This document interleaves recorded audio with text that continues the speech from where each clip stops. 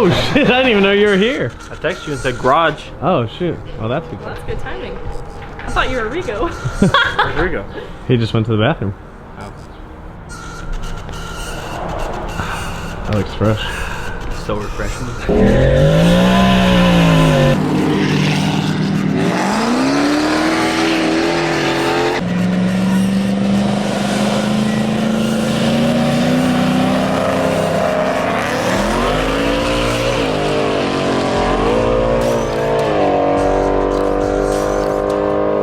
Alright, so we're loading up all the essentials. So what's up everybody? Welcome to today's video. It's Saturday. We've got our FX Street Car Showdown today, the roll race event. Don't know how the Mustang's gonna do, but we're gonna take it out there, see what happens. So I've got to throw some stock wheels back on it. As you guys saw in a previous video, I picked up some stock fronts from Matt. So can't use skinnies unfortunately, which it wouldn't even make that big of a difference, but whatever. It's a street car event, so we will throw some regular stock wheels back on. So we're pretty much just loading up all the drinks into Rigo's trailer, and he's gonna bring his truck and trailer. So Rigo's out here in the camo cat. You guys will have seen some video from him. If you're following me on Instagram and Snapchat, you have seen that we already installed an ice tank this weekend on Rigo's car, which was a fun time. So Rigo's actually got our old trailer, so we're pretty familiar with this setup. So we're just gonna load up the trailer with all the drinks and fuel and tools and stuff, and then we're gonna get the stock wheels on the Mustang and head over to the track. Oh my God! Oh man. Yo, it's here.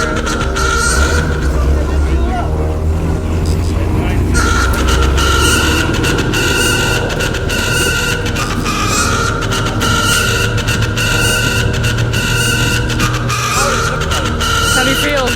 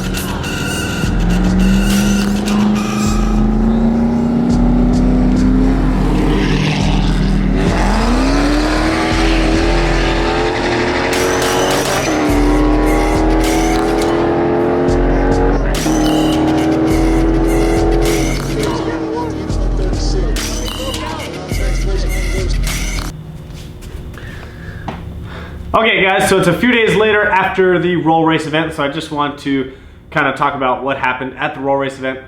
First of all, I took the car out. I was super nervous. It was the first time at the track with the car, and I didn't know how it was going to do, how it was going to hook, how it was going to run, if everything was going to go as planned or if something was going to break. You just never know, and it could happen at any time, but I was super excited with how the car did. It was such an awesome time, but first thing we did, we got the car out there, tried to cool it off because I drove the car actually to the track. I didn't trailer it, and the car was just getting heat soaked on the way there. It was 97 degrees all the way up until like 7 or 8 o'clock at night. It finally started to cool off, but it was mid to upper 90s all day, and it was just a super hot day.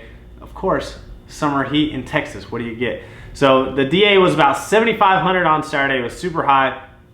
We've got 3,500 elevation here. It was 97 degrees. It was just a hot day to be out racing cars, but it was overall a good time. First pass, I went down the track. It was about 9.5, 10 pounds of boost, just trying to see where the car was gonna, or what the car was gonna do down the track, if it was gonna hook, what it was gonna trap, because I don't know what the car traps because I don't have a dyno sheet on the car, so I don't know how much power it makes. I know how much it weighs now. I did weigh the car, and now I know what it can trap at certain boost levels. I kept the car for the first pass around 9.5 pounds to 10 pounds, and then as the night progressed, I actually turned the controller off and left the car off of the boost controller. So it was just running straight off the wastegate springs, which is about 8.3 to 8.5. And you'll see in the videos, you can see the boost controller down in the dash, right in front of the gear selector for the transmission. There was a couple times where it spiked at 9 pounds, but essentially it stayed around 8.3 to 8.5 because that's actually where the gates are at on the car. So first pass I went down, I think it was 9.5 to 10 pounds of boost. It actually trapped 139.9, so almost 140. And if you guys don't know, you may comment and say I'm stupid, but when you do a roll race, if it's a quarter-mile long, you still trap the same as you would do from a stop. So we did a 30-mile roll, and the car trapped 139.9, essentially 140 miles an hour on super low boost. And the car was already getting hot. So my car cuts the timing at 150 degrees. The car was already at 165 to 170 IATs on the first pass. So it was already cutting timing, and the track was the worst I have ever freaking seen in the 3 years that I've been going to that track. It was so bad. I don't even think they drugged the track. It was, I can hook on the street better than I was hooking there. And I even have the ET Street R's on the car now, so I was hoping it was gonna hook a little bit better, but it just was not hooking up. So I did that pass, and then qualifying came around. Now what had happened with the roll race is they do it in 10-mile-an-hour increments. So whatever you qualify at, that's the class that they put you in. So there's a class from 105 to 114.9, and then 115 to 124.9, 125 to 135 or 134.9, and then everything above 135 and up is just open, and that's the King of the Panhandle class. That's where the big boys play. Well, last year they actually had the King of the Panhandle as 145 and up. This year they dropped it to 135, and I don't know if it's because there wasn't as many cars in King of the Panhandle. So I did trap 139.9 in my test and tune pass, but for qualifying, I turned the boost controller completely off, and I was kind of letting out right at the end because the IATs were so high. I didn't want to keep going all the way through the quarter mile, flooring it and just getting the car even hotter and risking issues with the heat soaking. Plus, the car wasn't hooking all night, so I couldn't even get that good of traps. So I went down a qualifying pass with Kevin. We both trapped low 130s. We qualified for the class. And then the first race, I raced against a nitrous GTO, won that race, and then I raced against a full bolt-on E85 GTR with a built trans. I won that race, and essentially what I was having to do is because all these guys were hooking, and my car was, you can hear the tires just screeching so bad across the surface because it just was not hooking up. So pretty much what I was having to do was having to back half everyone, and then as I was letting off at the end to keep the car a little bit cooler, that's what was kind of keeping me in the mile an hour. So I was hoping they weren't going to pass me at the end because I was letting off, but I was letting off at such a short distance. I don't think it really mattered. So for actually when I raced the GTR, I put one of the Hellcat spare wheels and tires in the back to throw some weight. I filled the tank all the way up full because I knew the GTR being all-wheel drive was going to get out on me, and I was definitely going to have to catch him, but I didn't want to have to use so much power to catch him that I break out of the mile an hour. So I raced the GTO, the GTR, and then in the semifinals, I raced a Pro-Charged S197 with a built 6R80, and I beat him. And of course, Rigo and I made it to the finals, which was super cool because I didn't build Rigo's car, but I did a lot of work on Rigo's car to get it where it is. And Rigo and I are, you know, he's one of my best friends that I have, super close to Rigo, so it was really cool to be able to race Rigo in the final. And what's funny is Rigo and I have been talking a lot of shit on each other, that because he's never seen my Mustang, even when I had it stock, we hadn't seen him. So when he finally made it down to Amarillo, my car is like it is now. So the couple weeks coming up to the roll race event, once I knew my car was gonna be done for the roll race event, him and I were just talking shit, back and forth, back and forth. I'm gonna drag your ass, I'm gonna gap you, I'm gonna take you to Gapplebee's, order for two, you know, that kind of stuff. So it was really cool that Rigo and I were in the finals. Unfortunately, my car was at 190 to 200 degree IATs at this point. I could not get the car to cool down. I had fans going on it. It was underneath the tent all day. At this point with the finals, it was already dark out, so it didn't need to be under the tent. But I did have it under the tent all day. I had a fan blowing on it. I actually have a really nice fan, and it blows super cool air on it, but the car could just not cool down. It was so hot. So Rigo and I raced in the roll race. Rigo took the left lane, and the left lane is actually the pace setter, and the other person just tries to keep up with them, and when the light flashes green, you go.